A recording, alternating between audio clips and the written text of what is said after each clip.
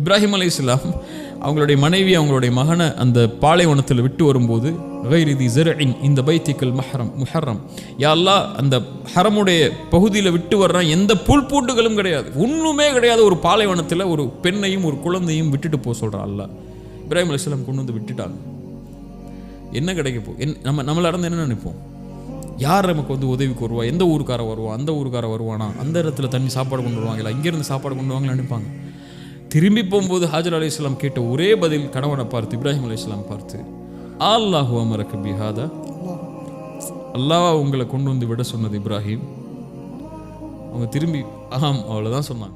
விட சொன்னா, இப்படி ஒரு பாலைவனத்தில் விட சொல்லிட்டானே, நாங்கள் என்ன செய்ய போகிறோம், இனிமே என்ன போகுது என் வாழ்க்கை, இப்படி கொண்டு வந்தீங்களே, இது பண்ணிட்டீங்களே. அதெல்லாம் ஒன்றுமே கிடையாது.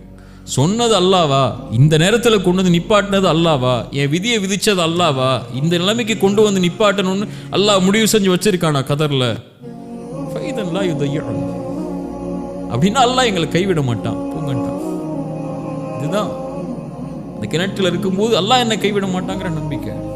ரசூலுல்லாஹ்வுக்கும் அதே தான், லா தஹ்சன் இன்னல்லாஹ் மஅனா. மூசா அலைஹிஸ்ஸலாமுக்கும் அதான், ஹாஜர் அலைஹிஸ்ஸலாமுக்கும் அதான், எல்லாருக்கும் அதான். அல்லாஹ் உலகமே ஒன்று சேர்ந்து நலவு செய்ய நாடினாலும் யாரும் அல்லாஹ் நடமை செய்ய முடியாது. உலகமே ஒன்று சேர்ந்து கெடுதலை செய்ய நாடினாலும் அல்லாஹ் நடமை செய்ய முடியாது. என்ன இருள், அல்லாஹ் போக்குவாங்கிற நம்பிக்கை மட்டும்தான் நமக்கு வந்து வழிகாட்டும் இந்த நேரத்தில்.